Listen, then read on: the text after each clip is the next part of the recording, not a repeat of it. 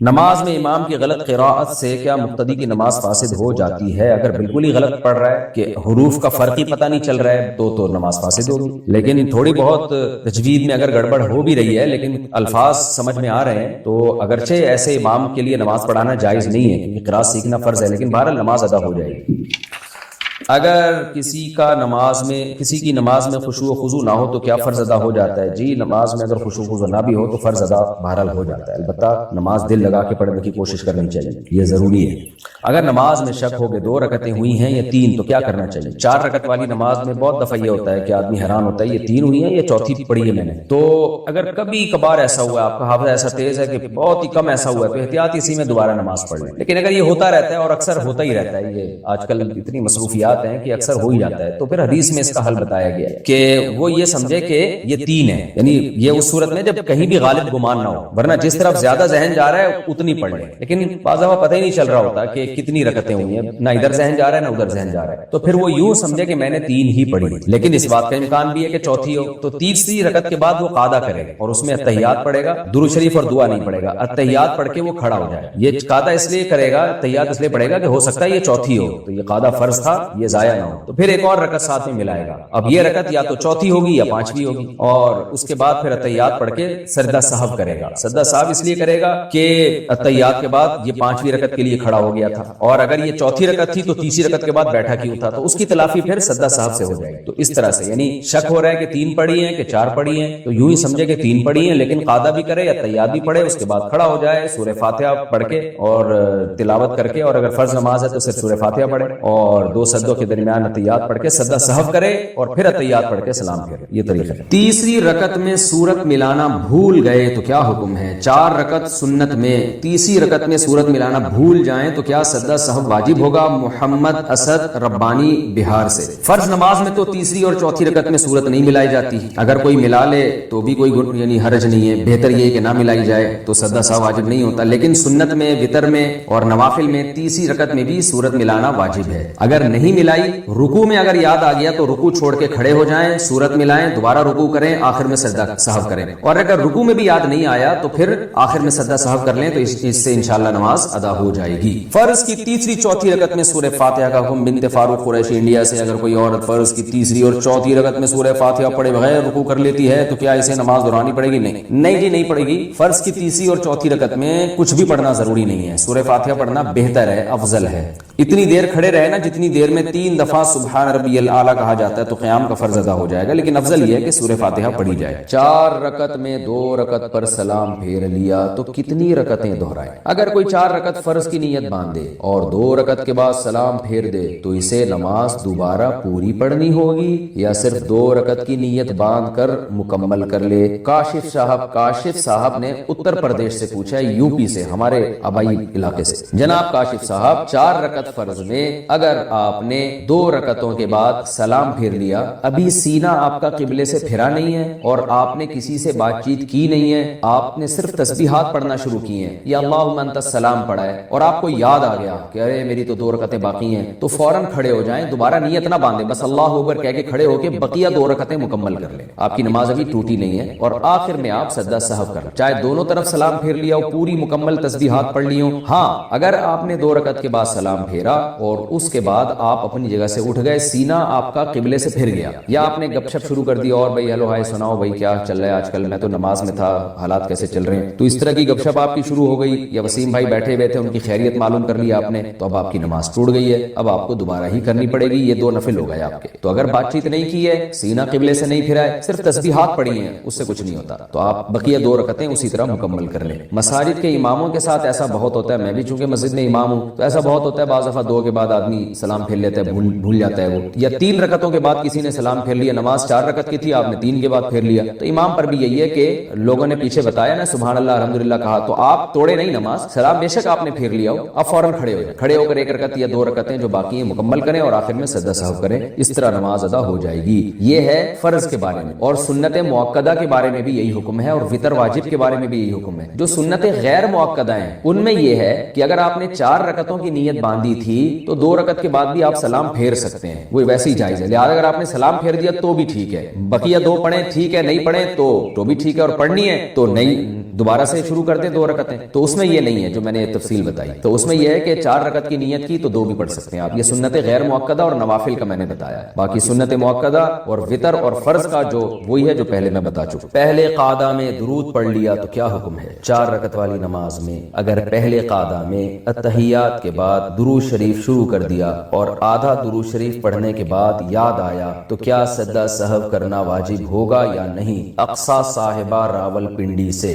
دیکھیں اگر 4 سنت جو غیر مؤکدہ ہیں یہ 4 رکعت نفل پڑھ رہے ہیں تو پھر اتحیات کے بعد پورا درود شریف بھی پڑھ لیں، دعا بھی پڑھ لیں تو بھی سجدہ سہو واجب نہیں ہوتا. لیکن اگر 4 سنتیں مؤکدہ پڑھی جا رہی ہیں یا 3 رکعت وتر پڑھے جا رہے ہیں یا کوئی بھی فرض نماز پڑھی جا رہی ہے تو اس میں 2 رکعت کے بعد کھڑے ہونا تھا اور اتحیات کے بعد درود شریف پڑھ لیا ایسی نماز میں اور تاخیر ہو گئی تو پھر ان نمازوں میں حکم یہ ہے کہ اللہم صلی علی محمد وعلی آل محمد کما صلیت علی ابراہیم، جو علی ہے نا ابراہیم سے پہلے علی، اس علی تک اگر کسی نے پڑھ لیا تو سجدہ سہو واجب ہو جائے گا. اور اتنی تاخیر پر سجدہ سہو اس لیے واجب ہوگا کہ اس بارے میں کوئی حدیث تو نہیں ہے کہ کتنی تاخیر پر واجب ہوتا ہے، تو اس لیے فقہا کا اختلاف ہوا ہے. تو بہت سارے اقوال ملتے ہیں فقہا کے. تو ہمارے نظر میں راجح قول یہ ہے کہ نماز کی جو 3 تسبیحات ہیں نا وہ پورا ایک رکن کے برابر ہوتی ہے. تو ان 3 تسبیحات کے بقدر اگر تاخیر ہو جائے گی تو یہ تاخیر ایک شرعی تاخیر کہلائے گی جس کو شریعت میں معتبر سمجھا گیا ہے دوسرے مقام پہ، کیونکہ اس سے پورا ایک رکن ادا ہو جاتا ہے. تو 3 دفعہ سبحان ربی الاعلی یا 3 دفعہ سبحان ربی العظیم، اس کے 42 حروف بنتے ہیں. تو یہ 42 حروف اعلی ابراہیم تک بن جاتے ہیں. اور بھی اقوال ہیں، ہماری نظر میں راجح قول یہی ہے. تو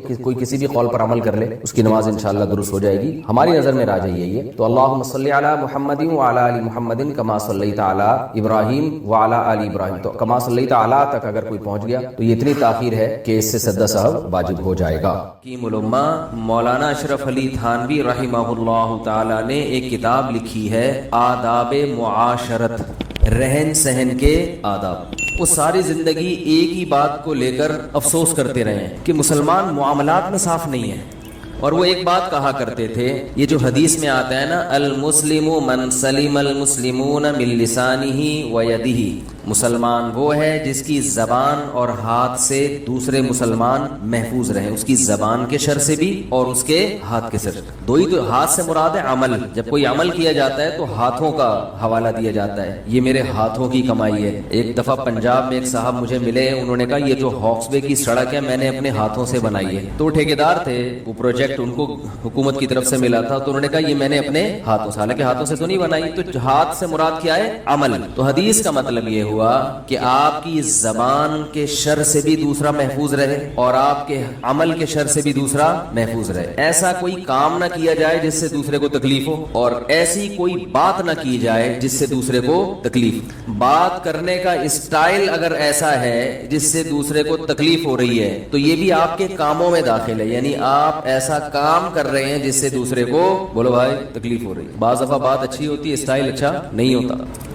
تو حکیم الامہ حضرت مولانا اشرف علی تھانوی رحمہ اللہ تعالی فرمایا کرتے تھے کہ جو نیک لوگ ہیں نا، ایک طبقہ تو وہ ہے جو اس کا خیال ہی نہیں کرتا کہ آپ کے بات سے یا کام سے دوسرے کو تکلیف ہو رہی ہے کہ نہیں ہو رہی، بھاڑ میں جائے ہمیں کیا، بلکہ وہ صبح و شام تکلیفیں پہنچاتے رہتے. جیسے گاڑی غلط پارک کر دی، صبح و شام واسطہ پڑتا ہے ایسے لوگوں سے. کہیں جا رہے ہو، بائک والا ایسی دم نکال کے، وہ بائک کی دم روڈ کے بیچ میں آ رہی ہوگی، اب اس نے راستہ تو چھوڑا ہوا ہے مگر اتنی ٹینشن سے آدمی وہاں سے گاڑی گزارتا ہے کہ جیسے موت کے کنویں میں چلا رہا ہے. بہت اس میں بیلنس رکھنا پڑتا ہے نا. تو بھائی تو جب بائک کھڑی کر رہا تھا تھوڑا سا دیوار سے چپکا دیتا اس کو.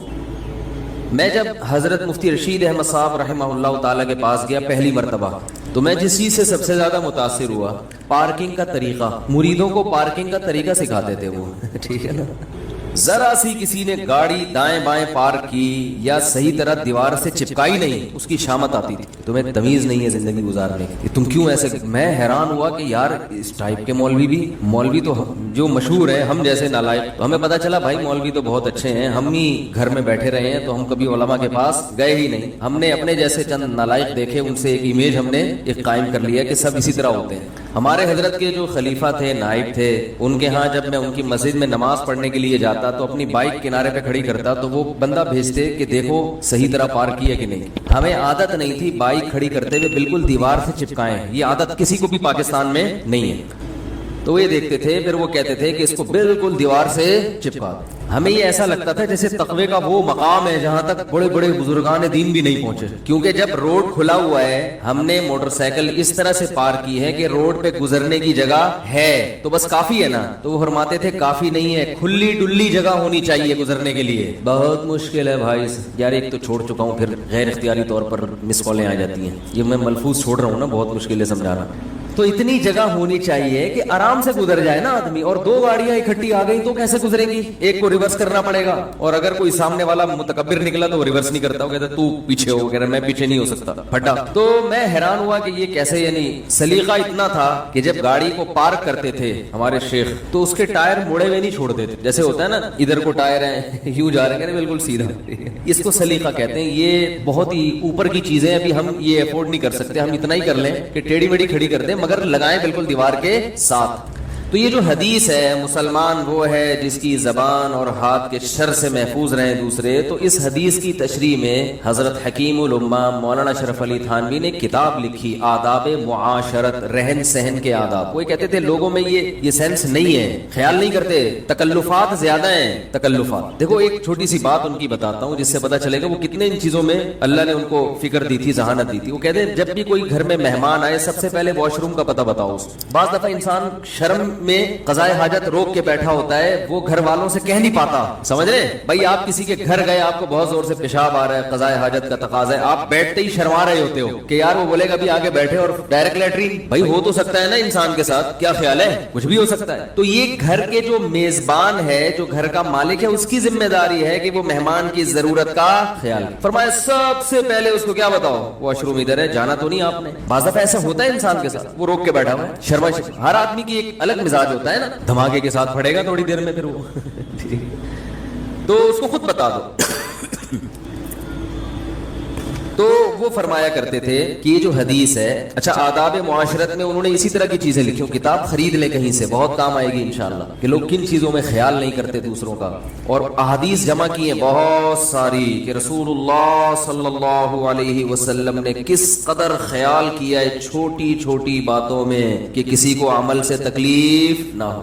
دیکھو کندھے پھلانگ کے آنا یہ ناجائز ہے، گناہ ہے، حالانکہ کندھے پھلانگنے سے کیا ہوتا ہے؟ کیا وہ قد چھوٹا ہو جائے گا جس کے اوپر سے چھلانگ مار کے آئے ہیں آپ؟ کچھ بھی نہیں ہوتا، لیکن تکلیف ہوتی ہے، دوسرا آ رہا ہے ادھر سے دھکا لگے گا تھوڑا سا آپ کو۔ نبی صلی اللہ علیہ وسلم نے ارشاد فرمایا کوئی شخص کسی جگہ پہ بیٹھا ہے، اٹھ کے جائے کسی کام سے، اس کی جگہ پہ مت بیٹھو، وہ اس کا حقدار ہے، اس کی پرمیشن کے بغیر آپ اس کی جگہ پہ، وہ تو بیچارہ بیٹھا تھا تو کسی ضرورت سے جانا پڑ گیا، اس کو تکلیف ہوگی، یار میں بیٹھا ہوا تھا آپ آ کے بیٹھ گئے۔ اب بتاؤ مجھے ایک بات، جس شریعت میں اس کو برداشت نہیں کیا گیا کہ کسی جگہ پہ ایک انسان تھوڑی دیر کے لیے بیٹھا ہے جو اس کی ذاتی ملکیت نہیں ہے اور جا بھی خود ہی اٹھ کے رہا ہے، لیکن اس کا یہ رائٹ ہے کہ ایک بالش کی جگہ پر کوئی دوسرا آ کے نہ بیٹھے، تو اس ایک بالش کی عارضی ملکیت کا اتنا خیال کیا گیا تو 240 گز کے پلاٹ جو آپ کو وراثت میں ملا تھا اس پہ اگر کوئی قبضہ کر لے، بھائی یا بہن یا ماموں یا چاچو، اس کو شریعت برداشت کر لے گی؟ کیا ہو گیا بھائی ہے؟ اور حیرت ہے وہ قبضہ کر کے اسے بیچ کے عمرہ کرنے جا رہے ہیں۔ لوگ ایسا کرتے ہیں، وراثت کا مال کھا کے کہاں جاتے ہیں؟ ارے تو کچھ اور کر لیتا، تو بندوق خرید کے ڈکیتیاں شروع کر دیتا۔ ہم کہتے ہیں یار تیرا کام ہی یہی ہے، تو ظاہر ہے جب ڈکیتی کرنی ہے تو پھر حلال کما کے تھوڑی کرتا ہے انسان۔ ارے کسی نے ڈکیتی کرنی ہے تو یہ ضروری ہے کہ حلال پستول ہو، جب کام ہی حرام کرنے ہیں سارے تو حلال حرام کیا؟ وہی بات اکثر بتاتا ہوں نا کہ چوری کی مرغی ہے تو پھر کہیں سے بھی ذبح کر کے کھا لو، گردن مروڑ کے کھا لو، وہ تو حرام کی حرام ہی رہے گی نا۔ چوری کی مرغی کو باقاعدہ سیدھے ہاتھ سے قبلہ رخ لٹا کے اور بسم اللہ اللہ اکبر، یہ ہو رہا ہے مارکیٹ میں۔ کئی لوگوں کو میں جانتا ہوں حرام کھا کے سیدھا گئے کہاں؟ عمرہ کرنے، انہی حرام پیسوں سے گھپلے کیے، چندوں میں گھپلے، بہن کی وراثت میں گھپلے، اور جا رہے ہیں۔ تو حکیم الامہ نے بہت ساری مثال میں بتا رہا تھا، دیکھو اتنی سی جگہ پہ قبضہ کرنے کی اجازت نہیں تھی کیونکہ اس سے انسان کو تکلیف ہوتی ہے، آپ اس کی جگہ پہ آگے بیٹھ گئے، لیکن اس کا یہ مطلب نہیں ہے، اس کا لوگ غلط فائدہ بھی اٹھاتے ہیں۔ مسجد میں صف اول میں بیٹھنے کے لیے پہلے سے آگے رومال لگ کے غائب ہو جاتے ہیں، یہ رومال جو ہے نا کوئی اس سے پلاٹ الاٹ نہیں ہو جاتا، وہ تو آگے بیٹھا ہوا ہو، پھر کسی کوئی وقتی ضرورت ہو، واش روم جانا ہے، ناک صاف کرنی ہے تو پھر تو ٹھیک ہے، کیونکہ بعض جگہوں پہ یہ بھی ہم نے دیکھا ہے، تراویح میں بہت ہوتا ہے، مغرب میں ہے رومال ڈال کے چلے گئے، اب کوئی وہاں بیٹھ ہی نہیں سکتا، یہ حضرت جی کی جگہ ہے، یہ غلط ہے، سب کا برابر حق ہے۔ ہمارے شیخ حضرت مفتی رشید احمد صاحب نے رحمہ اللہ نے حرم میں ایک بڑا دلچسپ واقعہ دیکھا، آگے بتایا وہ بعض جگہ ایسے ہوتا ہے نا مسجد حرام میں اگلی صفوں میں جگہ فکس کر لی جاتی ہیں, وہ کرتے ہیں سیکیورٹی کے لحاظ سے کہ ایسے ہر آدمی کو اجازت دے دی جائے تو بعض دفعہ خطرہ ہوتا ہے کوئی دہشت گرد نہ آ گیا ہو. لیکن جو عرب کے بدو ہیں اس بیچارے کو کیا پتا, تو ایک بدو دیہاتی عرب کا کھڑا ہوا تو حکومت کے کچھ اہلکار آئے, انہوں نے کہا آپ یہاں سے ہٹ جاؤ, یہاں فلاں وزیر کھڑے ہوں گے یا فلاں صاحب کھڑے ہوں گے. تو وہ بدو کہتا ہے گل لا الہ الا اللہ, آج کل کی عربی میں قل کو گل کہتے ہیں, اسے کہہ رہے کلمہ پڑھو کلمہ, ٹھیک ہے نا, یہ اللہ کی یعنی یہ مسجد ہے, اللہ کا گھر ہے, اس میں وزیر اور وہ سب برابر ہے, یہ تم تو اسلام سے ہی خارج ہو گئے, ایسی باتیں کر رہے ہو. تو ہمارے حضرت کو اس بدو کا اسٹائل بڑا پسند آ رہا تھا کہ اس کی سادگی اور اس کا ایمان, کہ وہ بار بار یہ الفاظ جب بھی اس کو وہ ہٹانے کی کوشش کر رہے شرطے, وہ کہہ رہے گل لا الہ الا اللہ, کلمہ پڑھو کلمہ, اللہ کا گھر ہے جہاں جو مرضی کھڑا ہو جائے. تو بار بار نا حضرت کو اس کے انداز پہ بڑا اچھا لگ رہا تھا کہ وہ اس کو کلمہ پڑھا کے گویا یہ شو کر رہا ہے کہ تم تو اس مسلمان ہی نہیں رہے, تم ایسی الٹی باتیں کر رہے ہو. تو یہ جو بدو ہوتے ہیں نا ان کو بات سمجھانا اونٹ کو رکشے میں بٹھانے سے زیادہ مشکل ہے. تو وہ یہ فرمایا کرتے تھے, وہ آداب معاشرت کتاب میں انہوں نے بہت ساری مثالیں لکھی ہیں کہ لوگ کس طرح سے دوسروں کو اذیت دیتے ہیں. اس میں انہوں نے ایک بات لکھی ہے, یہ بات فرمائی ہے, یہ تھوڑی گاڑی اردو ہے, پھر میں اس کو آسان الفاظ میں انشاءاللہ اس کی تشریح بیان کروں. وہ یہ فرمایا کرتے تھے کہ عدم قصد ایذا یہ کافی نہیں ہے, قصد عدم ایذا ضروری ہے. مشکل اردو ہے, ابھی انشاءاللہ اس کی تشریح کرتے ہیں. عدم کا مطلب نہیں, قصد کا مطلب ارادہ, ایذا کا معنی تکلیف دینا. فرمایا کہ ہم جب کسی کو تکلیف دیتے ہیں, کوئی ہمارے عمل سے کسی کو تکلیف ہوتی ہے, تو ہم یہ کہتے ہیں بھائی میرا ارادہ تکلیف دینے کا نہیں تھا, غلطی سے ہو گیا, قصد نہیں تھا, قصد نہیں تھا, ارادہ نہیں تھا. فرمایا اتنا کافی نہیں ہے مسلمان بننے کے لیے. جیسے ہم بہت سے اعمال کر رہے ہوتے ہیں غلطی سے, غلطی سے ہو گیا, ہمیں تو پتہ ہی نہیں چلا. تو فرمایا کرتے تھے کہ اس بات کا اہتمام ضروری ہے, قصد ہونا چاہیے تکلیف نہ پہنچانے کا, پہلے سے ارادہ ہو. صبح جب گھر سے نکلیں تو یہ ارادہ کر کے نکلیں کہ میرے کسی عمل سے دوسرے کو تکلیف, بولو بھائی, نہ ہو, کوئی ایسا کام میں نہ کرو جس سے تکلیف ہو, ورنہ غلطی سے تو تکلیفیں ہی دے رہے ہیں نا. جو غلط پارکنگ کرتا ہے وہ یہ نیت کر کے تھوڑی کرتا ہے کہ میں یوں گاڑی کھڑی کر رہا ہوں تاکہ دوسرا آئے تو وہ مصیبت میں پڑ جائے, وہ یہ نیت تھوڑی ہوتی ہے اس کی. وہ تو ویسے لاؤبالی پن میں آیا, گاڑی کھڑی کی نکل لی, اب دوسرا آگے پاؤں پاؤں پاؤں بجایا جا رہا ہے, وہ بندہ ہی نہیں مل رہا, یا وہ رگڑتا ہوا جا رہا ہے گاڑی کو. تو اس بات کا اہتمام ضروری ہے کہ آپ کوئی ایسا عمل تو نہیں کر رہے جس سے دوسرے کو, بولو بھائی عزیز, واش روم کی چپلیں, لوگ مسجدوں میں ایسا ہوتا ہے کسی کو واش روم جانا ہے آپ کی چپل پہن کے چلا جائے گا, آپ کھڑے ہوئے کہ چپل چوری ہو گئی, پتہ نہیں کہاں گئی ہے, تلاش کرتے کرتے تھک جاتے ہیں آپ, آدھے گھنٹے میں وہ بیت الخلا سے نکل رہا ہو, اور ایک دفعہ سوری کر لے گا آپ سے, سوری, بس ختم, کچھ بگاڑ ہی نہیں سکتے آپ اس کو. اگر آپ کو کوئی ایمرجنسی ہے, آپ جا رہے ہیں, یہ باتیں تو یہ چھوٹی چھوٹی ہیں, لیکن جس میں یہ چھوٹی چھوٹی چیزوں کا خیال نہیں کرتا, بڑے بڑے جرائم بھی اسی سے ہوتے ہیں. سمجھ رہے ہیں کہ نہیں سمجھ رہے؟ اور جو ان چھوٹی چیزوں کی رعایت کرتا ہے, بڑی چیزوں میں بھی وہی کلیئر ہوتا ہے, وہی صاف ہوتا ہے. ارے بابا بھائی, جو کسی کی جگہ پہ بغیر اجازت نہیں بیٹھ رہا تو کسی کے پلاٹ پہ بغیر اجازت آ کے بیٹھے گا, اس کو اس میں اللہ کا خوف آ رہا ہے کہ یہ بندہ اٹھ کے گیا ہے, اس کی جگہ ہے, میں یہاں کے نہ بیٹھوں, کل قیامت کے دن مجھے اس کا جواب دینا ہے, تو وہ کسی کے پلاٹ پہ جا کے بیٹھ جائے, اس میں تو اور ڈرے گا نا اللہ سے.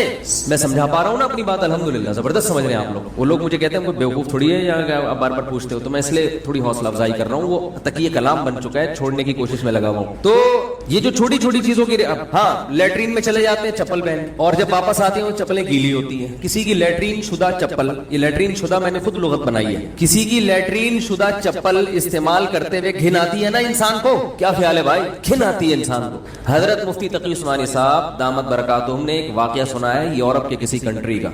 فرمایا واش روم کے باہر میں کافی دیر سے کھڑا ہوا ہوں, واش روم سے بندہ باہر ہی نہیں آ رہا. کافی دیر بعد بندہ باہر آیا تو اس نے پھر معذرت کی, اس نے کہا اصل میں واش روم کا پانی پاس نہیں ہو رہا تھا, مجھے اچھا نہیں لگا کہ آپ جائیں تو گندگی دیکھنے کو ملے. تو وہ اپنی ذمہ داری پہ اس سسٹم کو صحیح کرنے میں جو بھی اس کے اختیار میں ہوگا کہ کسی طرح یہ گندگی یہاں سے ختم ہو جائے. ہمارے یہاں دکھا رہے ہوتے ہیں کہ یہ میری پروڈکٹ ہے, بھاڑ میں جائے, میں تو جا رہا ہوں, تمہاری بلا سے تمہیں الٹی آئے, تم یہاں نہ کرو, کھیتوں میں چلے جاؤ, یا کیا بولوں میں, ڈیٹیل میں نہیں جا سکتے ہم زیادہ, تمہاری بلا سے جو مرضی, میں تو جا رہا ہوں, میرا تو ہو گیا نا, فٹ ہو گیا ماشاءاللہ, میرے تو آنتے وانتے سب سیٹ ہو گئی, اب تم جانو بیت الخلا جانے.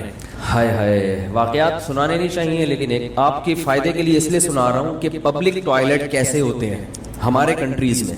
ایک سنا دیتا ہوں, گھن تو مجھے بھی آ رہی ہے, آپ کو بھی آئے گی, لیکن بڑی مصیبت سے بچنے کے لیے چھوٹی مصیبت کو برداشت. یہ جو گھن ابھی آ رہی ہے یہ آپ کو بڑی بڑی ٹینشنوں سے میں بچا رہا ہوں, بڑی مصیبت. ایئرپورٹ کے واش روم بڑے صاف ستھرے ہوتے ہیں, سب سے زیادہ صاف ستھرے ایئرپورٹ ہی کے واش روم ہوتے ہیں. لوگ بھی بڑے سلیقے کے ہوتے ہیں ایئرپورٹ پہ. جہاز میں جا رہے ہیں اکثر پڑھے لکھے لوگ ہوتے ہیں جن کے پاس اچھی جاب ہوتی ہے تو ایجوکیٹڈ ہوتے ہیں. اکثر دیکھا گیا اسٹیشن پہ آپ جاؤ تو بیچارے ہر طرح کے لوگ ہوتے ہیں, کچھ پڑھے لکھے بھی ہوتے ہیں, کچھ بیچارے علم سے فارغ بھی ہوتے ہیں, لیکن جہازوں میں اکثر, سب نہیں, اکثریت ذرا طور طریقے والے ہوتے ہیں, تبھی جہاز کا سسٹم ہی پورا الگ ہے. ہائے ہائے ہائے, نہیں سنا رہا, رہنے دے بھائی.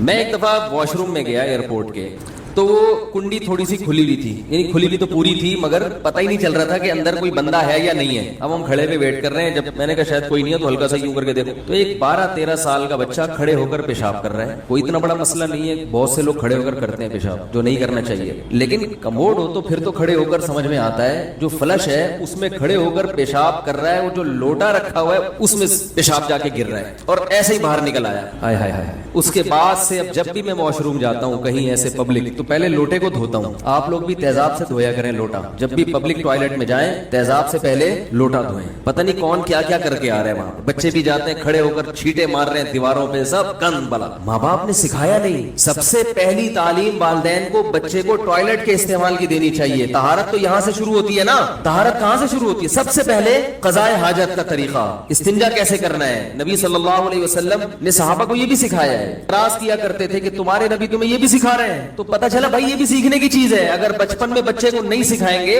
وہ گندگی پھیلائے گا وہ ہر جگہ. رسول اللہ صلی اللہ علیہ وسلم نے ارشاد فرمایا, اذا استيقظ احدكم من منامه فلا يغمسن يده في الاناء حتى يغسلها ثلاثا. یہ آداب سکھائے جا رہے ہیں. فرمایا جب صبح بیدار ہو, اس زمانے میں نلکے نہیں ہوتے تھے, بالٹی میں ہاتھ ڈال کے پانی نکالنا پڑتا تھا. فرمایا ہرگز ہرگز ہرگز بالٹی میں ہاتھ مت ڈالو. حالانکہ صبح ہم اٹھے ہیں تو ہمیں کوئی ہاتھ پہ گندگی نظر نہیں آ رہی, لیکن بھائی ممکن ہے کہ رات فإنه لا يدري أين باتت يده. فرمایا اس کو پتہ نہیں اس کے ہاتھ نے رات کہاں گزاری ہے. ہو سکتا ہے ہاتھ شرمگاہ پہ لگ گیا ہو سکتا ہے کوئی گندگی آ گئی ہے اس پہ. فرمایا پہلے 3 دفعہ اس کو الگ سے دھو, کسی مگے کے ذریعے یا کسی اور طریقے سے. کچھ بھی نہیں ہو تو پھر علماء کہتے ہیں تھوڑا سا چلو بھر پانی لے کے اچھی طرح ہاتھ دھو لے, مجبوری ہے. 3 دفعہ آپ نے فرمایا ہاتھوں کو اچھی طرح دھو گے, اس کے بعد ہاتھ اس لائق ہوتا ہے کہ اس کو بالٹی میں ڈالا جائے. یہ رسول اللہ صلی اللہ علیہ وسلم مسلمانوں کو کیا سکھا رہے ہیں؟ بولو بھائی, صفائی, طہارت, کہ پانی کو تو گندا مت کرو. اور یہ کھڑے ہو کر ادھر ادھر چھینٹے جا رہی ہیں اور وہی پینٹ چڑھا کے, نہ کوئی استنجا, وہی پیشاب کے قطرے بھی ٹپک رہے ہوں گے. اور بچہ بھی پڑھا لکھا لگ رہا تھا, ڈریس سے لگ جاتا ہے نا کہ تھوڑا سا بھائی ڈریسنگ سے بھی کچھ محسوس سا ہو جاتا ہے کہ کچھ شاید کسی اچھے اسکول میں پڑھا ہو, لیکن نہیں, تمیز نہیں. والدین اگر بچپن میں بچے کو سکھا دیں تو سوال ہی پیدا نہیں ہوتا بچہ ایسی حرکت کرے. تو بہت معذرت چاہتا ہوں, اتنا گندا واقعہ میں نے سنایا, لیکن یہ بتانے کے لیے کہ جو پبلک ٹوائلٹ ہیں ان میں بہت احتیاط کیا کریں. اب لوٹے کو نہ دھوئیں جا کے, وہمی نہ بنے, لیکن یہ کہ احتیاط کیا کریں, کچھ بھروسہ نہیں ہے کیا ہو رہا ہے.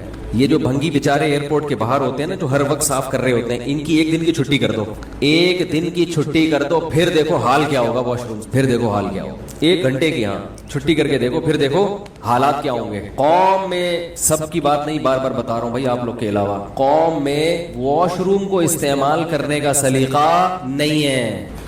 بات سے بات چلنے کے لیے تو تھوڑی سی گندی باتیں اور بھی کر لیتے ہیں, کیا کریں. ہمارے حضرت تو صفائی کے بہت زیادہ خیال کیا کرتے تھے. ہمیں یاد ہے ایک طالب علم واش روم سے باہر آیا, تو ہمارے حضرت کے خلیفہ تھے, نائب تھے, ان کو واش روم جانا تھا, وہ گئے تو واپس آ گئے ایک دم. انہوں نے کہا بھائی اس کو صاف تو کرو. وہ طالب علم نے کہا کہ صاف ہے, کچھ بھی نظر نہیں آ رہا. تو انہوں نے کہا یہ جو گندگی ہے نا, اب کیا بتائیں, بس اس میں اچھی طرح پانی بہا دیا کرو. خلاصہ یہ نکلا, اپنی گندگی کسی کو دکھاؤ مت. تو والدین کو چاہیے کہ خود بھی یہ چیزوں پر عمل کریں بھائی. بچوں کو سب سے پہلے کیا سکھانا ہے؟ بچوں کو کھانے کے آداب بعد میں سکھائیں, ٹھیک ہے نا. کپڑے استری کرنا بعد میں سکھائیں, پرفیوم کا استعمال بعد میں سکھائیں. سب سے پہلے کیا سکھانا ہے؟ اور یہ قرآن کی تعلیمات ہیں. قرآن میں سب سے پہلا حکم جو نازل ہوا ہے علم کے بعد, علم تو سیکھنے کی ترغیب ہے نا, اب سیکھا کیا جائے, تو سورہ مدثر نازل ہوئی, یا ایھا المدثر قم فانذر وربک فکبر وثیابک فطہر. رب کی کبریائی بیان کرو اور لباس کو پاک رکھو. اب بظاہر دونوں چیزوں میں کوئی جوڑ نظر آ رہا ہے؟ اے نبی کھڑے ہو کر اپنی قوم کو ڈرائیں. ڈرانا کہاں سے شروع کریں؟ اللہ کی کبریائی اور لباس کو پاک.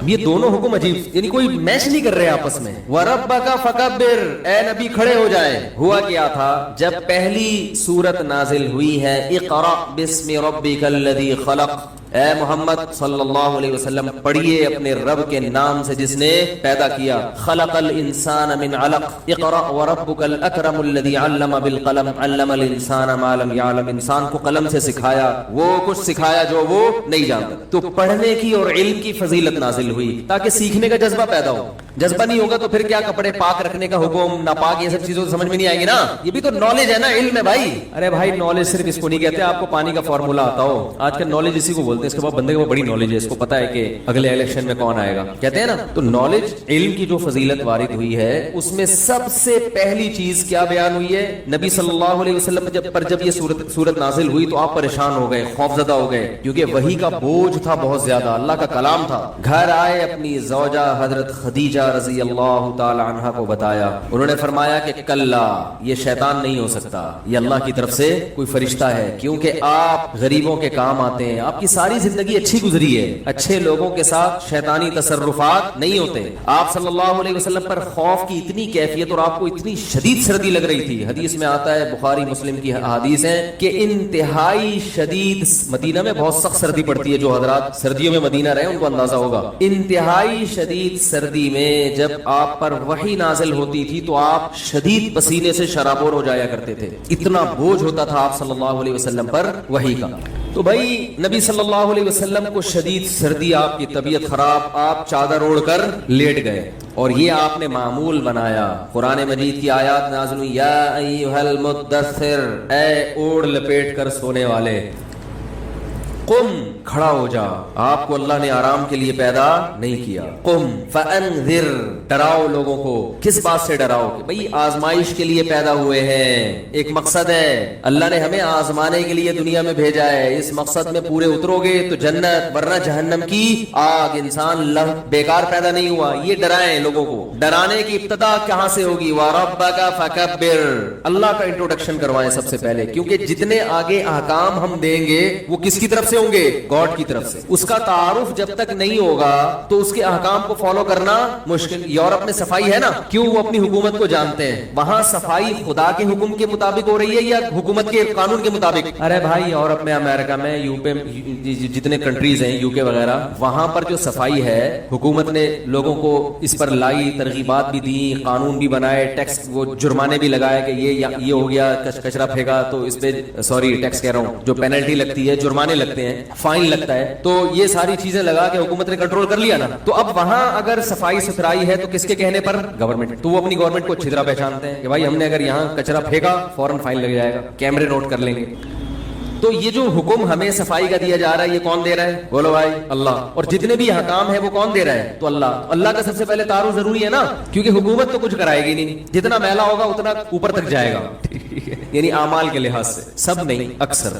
تو اللہ تعالیٰ نے حکم دیا وَرَبَّكَ فَكَبِّرْ, اے نبی رب کی کبریائی بیان کریں. جب اللہ سمجھ میں آ جائے نا ان لوگوں کے تو یقیناً آگے اللہ جو احکام دے گا وہ بھی ان کی سمجھ میں آئیں گے اور اس کو مانیں گے, کیونکہ وہ مانیں گے کہ اللہ سب سے بڑا ہے. تو اللہ کی نام ماننا دوسروں کی نام ماننے سے بڑا جرم ہے. گورنمنٹ کی نام مانو اتنا بڑا جرم نہیں ہے یہ بھی, لیکن اللہ کی نام مانو یہ اس سے بھی بڑا جرم ہے, کیونکہ اللہ سب سے بڑا ہے. تو جب اللہ سمجھ میں آ جائے گا ان کے, پھر آپ نے کیا کرنا ہے؟ تو فرمایا وَثِيَابَكَ فَطَهِّرْ, لباس کو کیا رکھنا ہے؟ پاک. تو سب سے پہلا حکم قرآن میں کیا نازل ہوا؟ رب کی کبریائی کے بعد کپڑوں کو, لباس کو پاک رکھو, پاک رکھو اپنے لباس. وَثِيَابَكَ فَطَهِّرْ وَالرُّجْزَ فَهْجُرْ, فرمائیے ظاہری گندگی بھی چھوڑ دو اور باطنی گندگی بت پرستی. انسان ہو کے پتھروں کے سامنے جھکتے ہو, چھوڑ دو اس کو. نبی نے تو بت پرستی پہلے سے چھوڑی ہوئی تھی نا بھائی, کیا خیال ہے؟ تو اس سے صاف پتہ چل رہا ہے کہ نبی کے توسط سے اصل میں امت کو بتایا جا رہا ہے. تو اس سے پتہ چلا کہ نبی صلی اللہ علیہ وسلم کو جو پہلا حکم دیا جا رہا ہے لباس کو پاک رکھو, وہ بھی اصل میں نبی کو نہیں دیا جا رہا. نبی کے توسط سے کس کو دیا جا رہا ہے؟ امت کو. امت کو بتا دیں یہ آیتیں. نبی تو پہلے سے صاف ستھرے رہے, آپ کے تو مزاج میں صفائی تھی. ہمارے نبی کے مزاج میں, جس کے مزاج میں صفائی ہوتی ہے اس کو خوشبوؤں سے محبت بھی ہوتی ہے. خوشبو سے محبت دو وجہ سے ہوتی ہے انسان کو. ایک اس لیے کہ اس میں بدبو اتنی ہوتی ہے کہ اس کو چھپانے کے لیے خوشبو چاہیے ہوتی ہے. ایک کنٹری ہے اس کی صفائی بہت مشہور ہے, بہت صاف ستھرے لوگ ہوتے ہیں وہاں پہ, بڑی نفیس قوم ہے, وہ غیر مسلم ریاست ہے.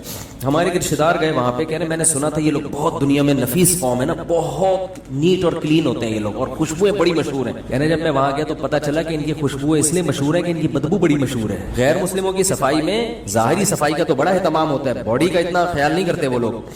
کہنے پتا چلا یہ ان کو کیا بدبو اتنی ہے, منہ صبح اٹھ کے منہ نہیں دھوتے ہے بھائی, تو منہ سے بدبو آ رہی ہوتی تو ماؤتھ اسپرے ایسے کیا نکل لیا, نہاتے نہیں ہے تو پسینے کی بدبو, اور کھاتے بھی سور کتے اس کی اور الگ سے بدبو, باڈی میں وہ بھی بدبو بھی تو آ جاتی ہے نا, کتا پن تو آئے گا جب آپ کتے کھاؤ گے, تو اس کے لیے الگ اسپرے. مجھے لوگ گفٹ کرتے ہیں جا کے باڈی اسپرے, ماؤتھ اسپرے, میں حیران ہوتا ہوں یار باڈی میں بدبو کہاں ہوتی ہے کہ جو ہم اسپرے کریں یار اس پہ, وہ کہہ رہے بدبو ختم کرو, بدبو اللہ نہ کرے یار ہماری باڈی میں, اللہ نہ کرے بدبو ہو تو ہم آگے نہائیں گے, بدبو کو ختم کرو نا, کچرا کے ڈھیر میں بدبو آ رہی ہے تو آپ نے وہاں لا کے مشک امبر لا کے پھینک دی, ارے وہ کچرا صاف کرو وہاں سے, پھر آپ گملے لگاؤ, اس میں گلاب کے پھول بھی لگاؤ, اور آپ اس میں چمیلی بھی لگاؤ, رات کی رانی بھی لگاؤ, پھر مزہ آئے گا. کچرے کے ڈھیر میں رات کی رانی اس لیے لگا دی تاکہ یہ بدبو چھپ جائے, اس کا مطلب آپ نفیس نہیں ہے, آپ یعنی بہت ہی وہ ہیں, اتنے گندے ہیں معذرت کے ساتھ, آپ نہیں, اگر آپ ایسا کریں تو, اور مجھے پتا ہے آپ ایسا نہیں کرتے. آج میں نے دیکھا ہے گھروں میں بعض خواتین ایسا کرتی ہیں, بچے کی وہ اس نے پیشاب کر دیا, اسمیل آ رہی ہے, ایک اسپرے مارا ایئر فریشنر, اور یار اس سے تو اور معاملہ خراب اس لیے ہو رہا ہے کہ یہ بدبو تو آپ نے دبا دی, پہلے کم از کم احساس تو تھا نا انسان کو,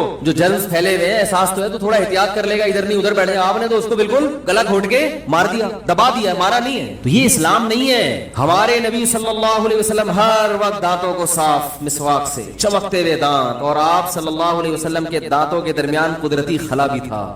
آپ صلی اللہ علیہ وسلم بے انتہا, حتیٰ کہ کچا پیاز نہیں کھاتے کہ بو آتی ہے اس میں, اس کے بعد خوشبو کا اتنا استعمال, اس صفائی کے بعد, حالانکہ صفائی کے بعد تو ویسے ہی, اور آپ کے پسینے میں ویسے ہی خوشبو تھی, اس کے بعد خوشبو کا اتنا استعمال, کیونکہ نبی نے دنیا کی طرف رغبت نہیں کی. آپ صلی اللہ علیہ وسلم کا بستر کوئی لگژری نہیں تھا, گھر لگژری نہیں تھا, ایک پیالہ لٹکا ہوا ہے, اسی میں کھانا بھی, اسی میں پینا بھی, سب کچھ اسی میں, اور بستر کیا ہے وہ کھجور کی چھال بچھائی ہوئی ہے. تو دنیا سے بے رغبتی, کھانا ایک وقت کا ملا تو 2 وقت کا ناغا, اور وہ ملا کیا کھجور ہے تو 40 دن کھجوری کھا رہے ہیں, جو کی روٹی کھا رہے ہیں, بہت سادگی. لیکن آپ صلی اللہ علیہ وسلم نے دنیا کی 2 چیزوں کو خوب جمع کیا. آپ نے فرمایا حبب الی النساء والطیب, اللہ نے میرے دل میں عورت کی محبت ڈال دی, نکاح کی محبت اور خوشبو. کیونکہ جب انسان دنیا سے دور بھاگتا ہے تو شادی بیاہ سے بھی دور. کہہ رہے 4 مہینے کے لیے جاؤ, سال لگاؤ تبلیغ میں, مدرسے میں وقت لگاؤ, اللہ اللہ کرو, کیا ابھی بچوں کے بکھیڑے, ٹینشن کیا ہے, ابھی ایک شادی ہوئی نہیں تو دوسری کر کے بیٹھ گیا, مفتی کو دیکھو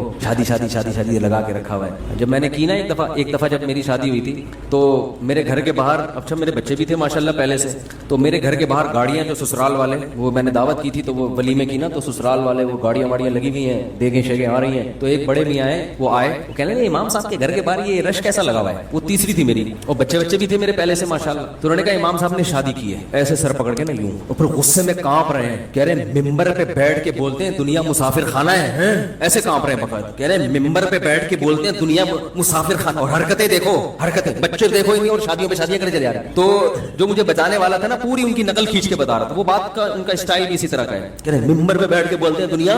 مقصد ان کا یہ تھا کہ ادھر عیاشیاں لگی ہوئی ہیں, ادھر ممبر پہ آخرت جنت جہنم ہے, پلاٹ نہیں خریدو, مکان نہیں بناؤ. مکان تو بناؤ, میں نہیں, بہت چند شرطوں کے ساتھ جو میں کہتا ہوں, لیکن دل نہ لگاؤ دیواروں سے, اینٹوں سے, اور شادیوں پہ اور شادی بھی کنواری سے کی. تو پہلے میری 2 طلاق یافتہ تھیں, تو پھر جب کنواری تو کنواری کا سن کے میں نے کہا ان کو اٹیک وٹیک نہ ہو جائے, لے جا بھائی گھر میں, مری مر آ جائیں گے خام خمیں.